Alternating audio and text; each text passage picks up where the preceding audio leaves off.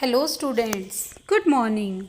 Today I am going to discuss with you chapter 3rd of partnership firm, that is admission of a partner.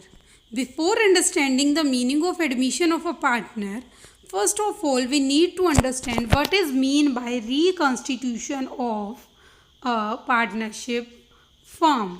देखिए students, reconstitution of partnership form का मतलब क्या है कि आप जो पार्टनरशिप फॉर्म है उसे रिकॉन्स्टिट्यूट कर रहे हैं, मीन्स उसे दोबारा से बना रहे हैं, दोबारा से आप पार्टनरशिप एग्रीमेंट कर रहे हैं. और वो रिकॉन्स्टिट्यूशन आपका किन किन केसेस में हो सकता है? इन case of admission of a partner, अगर आप एडमिशन कर रहे हैं किसी न्यू पार्टनर का.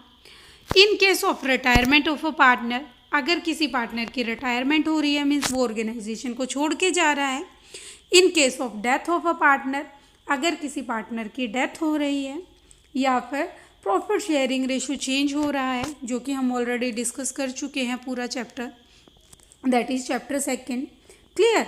तो आज की इस वीडियो में हम डिस्कस करेंगे chapter 3rd, that is admission of a partner. Clear? तो स्टार्ट करते हैं. Before understanding the admission of a partner, first of all we need to understand reconstitution of partnership firm. तो थोड़ा सा इन डिटेल देख लेते हैं क्या मतलब है रिकॉन्स्टिट्यूशन ऑफ पार्टनरशिप फॉर्म का. देखिए, ए change in the nature of relationship among the members affected through a fresh agreement under which the existing business continues is called reconstitution.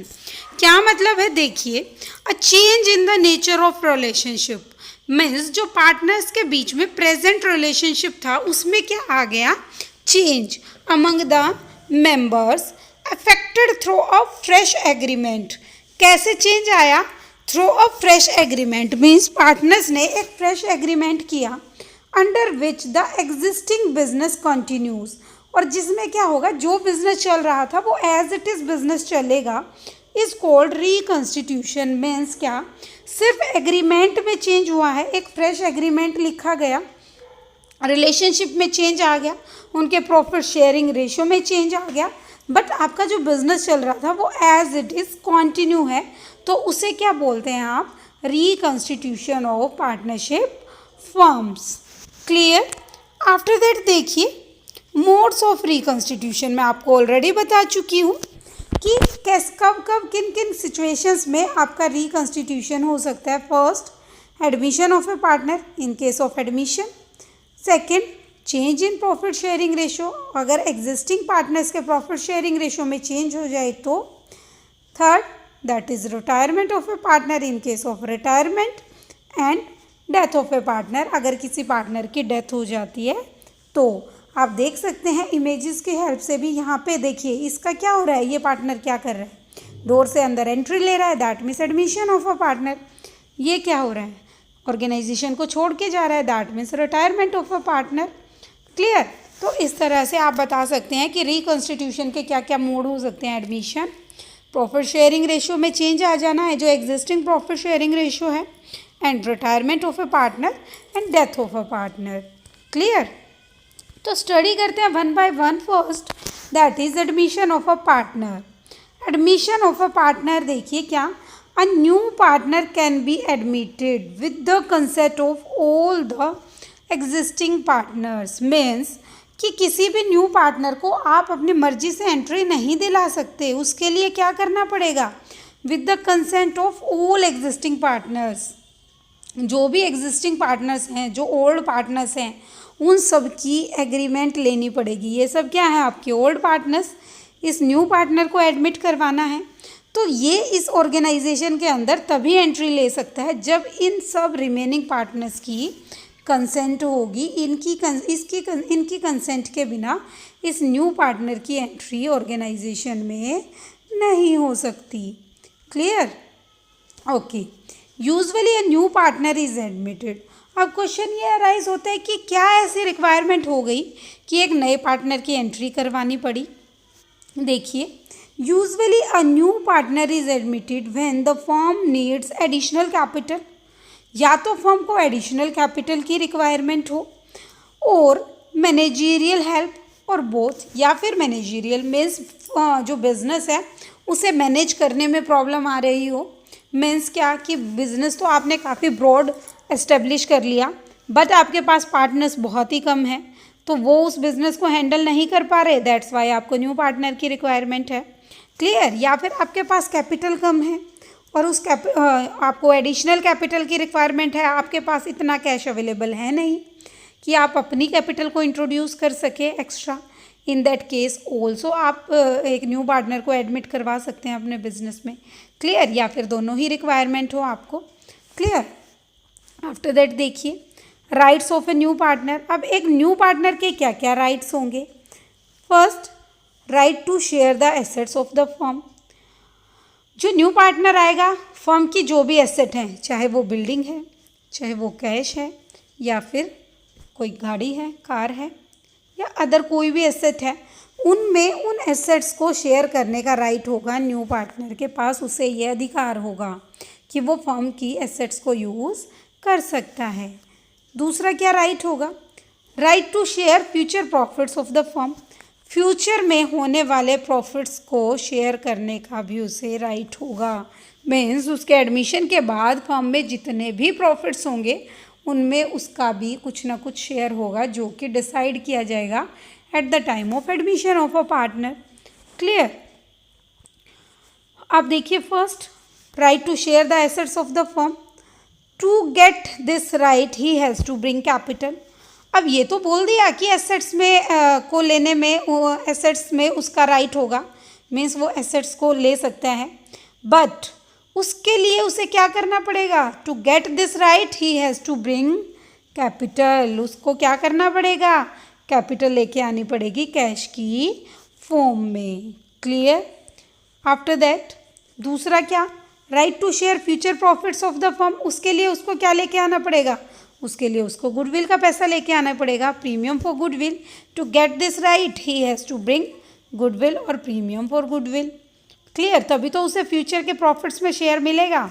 देखिए कि अगर उसे फ्यूचर के प्रॉफिट्स में शेयर चाहिए तो उसके लिए उसको क्या लेके आना पड़ा? गुडविल। क्लियर? और अगर उसे एसेट्स में शेयर चाहिए तो उसके लिए उसे क्या लेके आना पड़ा? Capital. Clear? This amount will be shared by the old partners as they sacrifice a part of profit in favour of incoming partner. ये जो गुडविल का अमाउंट हम मंगवा रहे हैं न्यू पार्टनर से, this amount will be shared by old partners. उस goodwill के पैसे को कौन शेयर करेगा? ओल्ड पार्टनर्स करेंगे, as they sacrifice part of their profit in the incoming partner. क्यों? क्योंकि वो अपने प्रॉफिट के शेयर को, पार्ट को इनकमिंग पार्टनर के लिए क्या कर रहे हैं? सेक्रीफाइस कर रहे हैं। क्लियर है? क्या? This amount will be shared by old partners as they sacrifice a part of their profit in favour of incoming partner. Clear है? तो जो गुडविल का पैसा आएगा उसे ओल्ड पार्टनर्स ले लेंगे। क्यों? क्योंकि वो अपना प्रॉफिट सेक्रीफाइस करेंगे इन favour of new partner. Clear? जो न्यू पार्टनर को प्रॉफिट में शेयर मिलेगा वो किसके द्वारा सेक्रीफाइस किया जाएगा? ओल्ड पार्टनर्स के द्वारा सेक्रीफाइस किया जाएगा। क्लियर? तो देखिए अब हमने क्या क्या स्टडी किया थियोरेटिकल पोर्शन की अगर हम बात करें तो, कि जो न्यू पार्टनर आया है उसके क्या क्या राइट्स होंगे।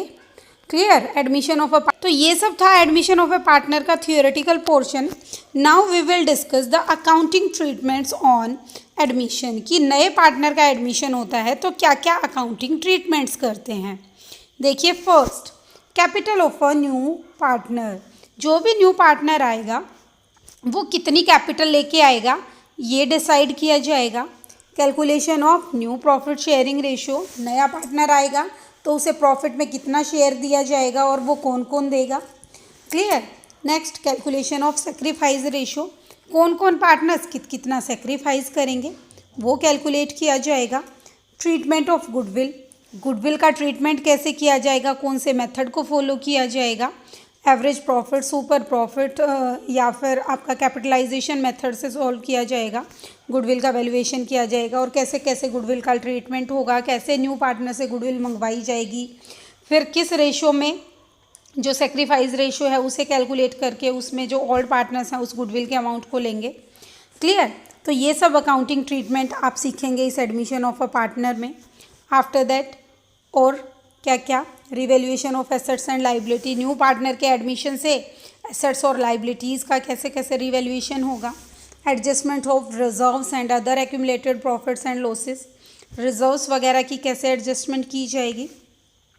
Adjustment of capital account of the old partners, कैसे ओल्ड पार्टनर्स के कैपिटल अकाउंट को एडजस्ट किया जाएगा। क्लियर। आफ्टर दैट देखिए, अब स्टार्ट करते हैं फर्स्ट टॉपिक से, numerical portion, that is calculation of new profit sharing ratio, कि न्यू प्रॉफिट शेयरिंग रेशो आप कैसे कैलकुलेट करेंगे। उसके लिए देखिए डिफरेंट कंडीशंस हैं आपके सामने, क्या क्या 1 by 1 या फिर आप कह सकते हैं डिफरेंट केसेस हैं जिनको 1 by 1 स्टडी करेंगे हम। क्या possibility, first he may acquire it from the old partners in old ratio. एक पॉसिबिलिटी तो क्या कि वो जिस प्रॉफिट शेयरिंग रेशो के लिए आएगा वो उसे एक्वायर करेगा ओल्ड पार्टनर से उनके ओल्ड रेशो में। क्लियर। दूसरी पॉसिबिलिटी क्या, इक्वली फ्रॉम ओल्ड पार्टनर्स, दोनों पार्टनर से इक्वल लेगा। फर्स्ट क्या, ओल्ड रेशो में लेगा। सेकंड पॉसिबिलिटी क्या, इक्वली फ्रॉम ओल्ड पार्टनर्स, दोनों पार्टनर से इक्वल लेगा। थर्ड पॉसिबिलिटी क्या, एट एग्रीड रेशो, मीन्स कुछ पर्टिकुलर रेशो डिसाइड कर दिया जाएगा कि उस रेशो में लेगा। क्लियर। फोर्थ पॉसिबिलिटी क्या, he may acquire his wholly from one or more from other partner, wholly from one or more partners, क्या कि वो अपना पूरा का पूरा शेयर जो है वो किसी एक पार्टनर से लेगा। देखिए जैसे कि इमेज में कितने अच्छे से क्लियर हो रहा है कि ये नया पार्टनर आया और इसको देने वाला सिर्फ ये पार्टनर है, ये ओल्ड पार्टनर है जो शेयर अपना दे रहा है, इसे सेक्रीफाइस कर रहा है। और ये जो रिमेनिंग 2 पार्टनर्स हैं ये बिल्कुल साइलेंट है, मीन्स ये अपने प्रॉफिट में से कोई शेयर नहीं देंगे, सिर्फ ये अपना शेयर देगा इस न्यू पार्टनर को। Clear.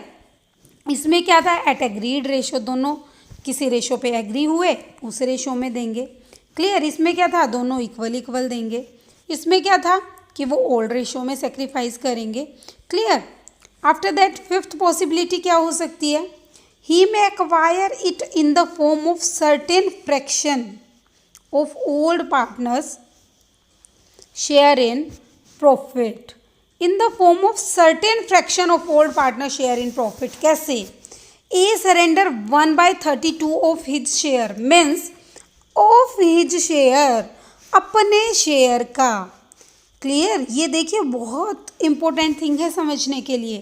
A surrender 1/32 of his share, means उसका शेयर सपोज 3/5 है तो 3/5 का 1/32 and B 3/32 of his share in favour of C, दोनों को ऐड करके वो सी को मिल जाएगा।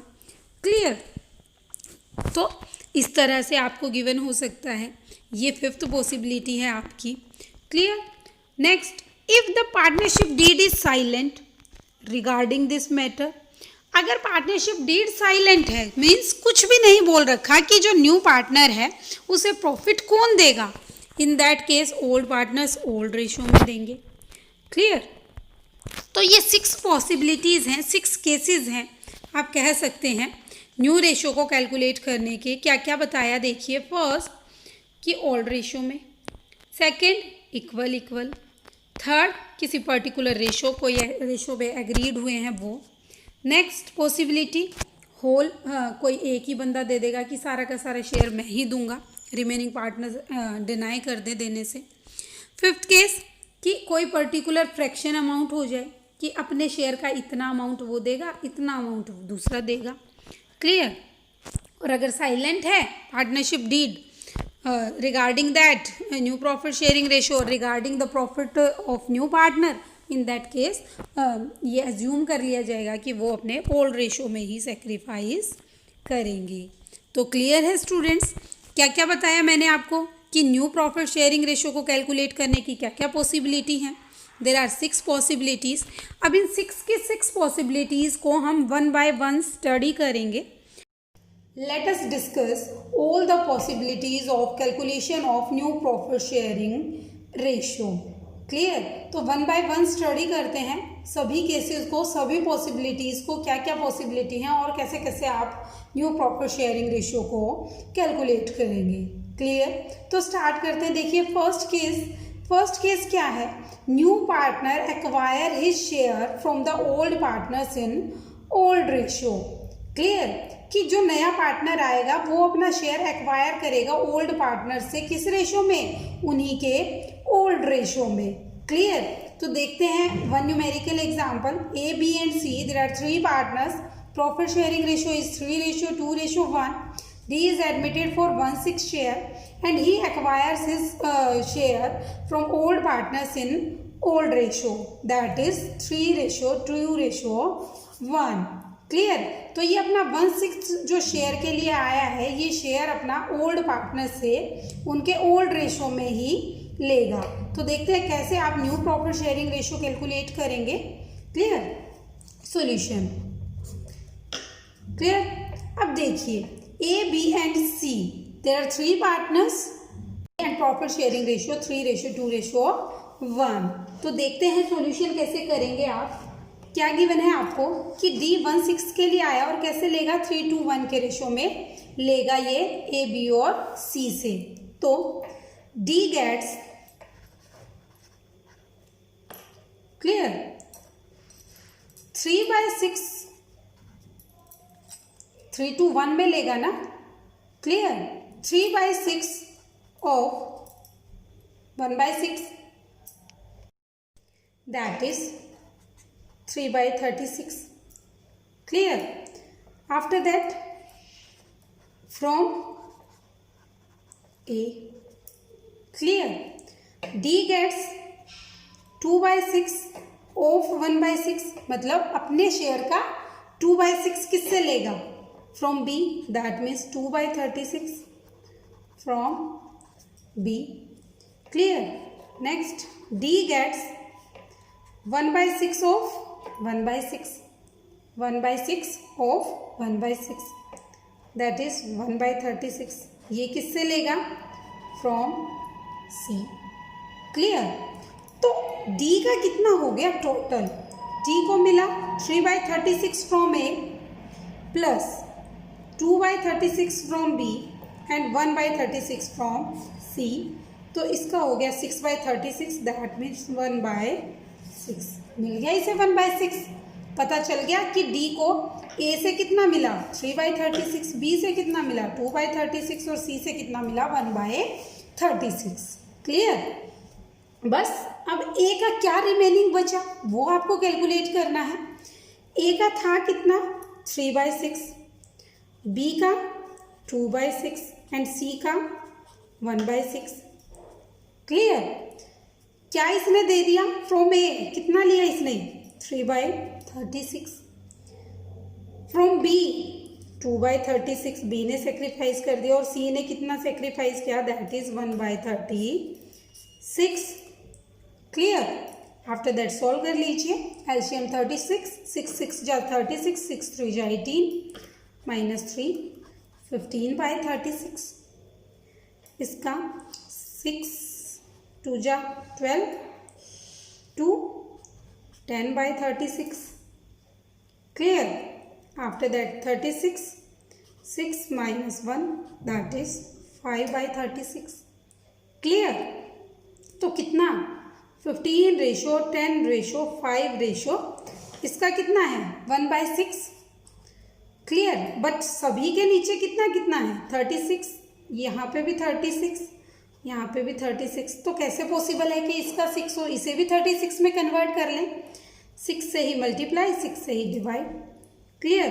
तो profit sharing ratio 15:10:5:6, that is your new profit sharing ratio. It's your answer, new ratio या new profit sharing ratio. Clear है स्टूडेंट्स। क्लियर।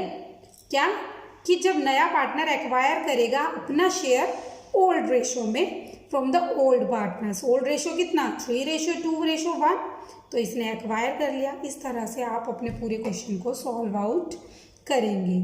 क्लियर।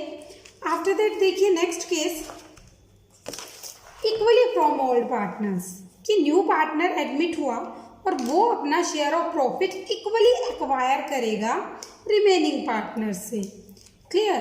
तो कैसे, देखते हैं solution.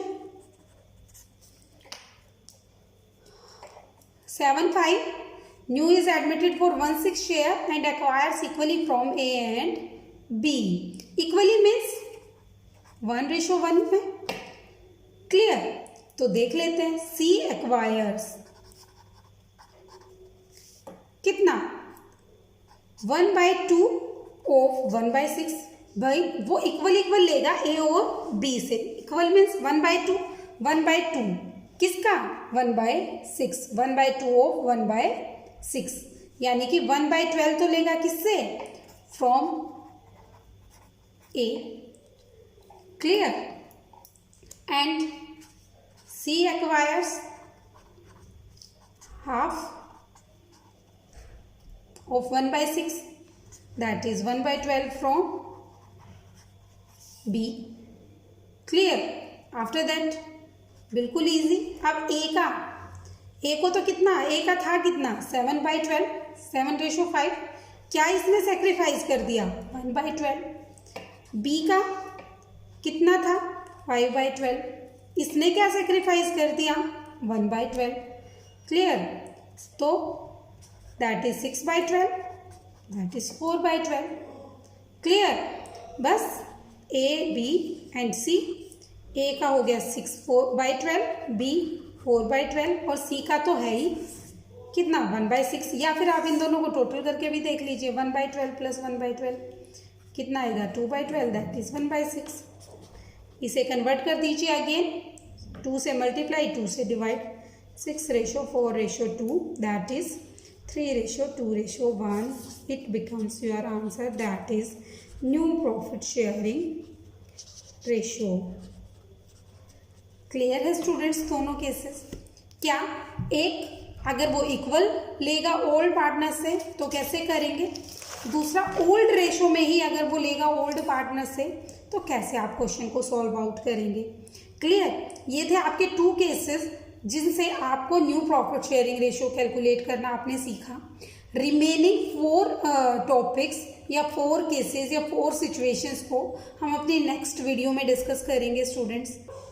In case of any query please paste it in the comment box so that I can check and respond accordingly. तो मिलते हैं students, तब तक के लिए गुड बाय।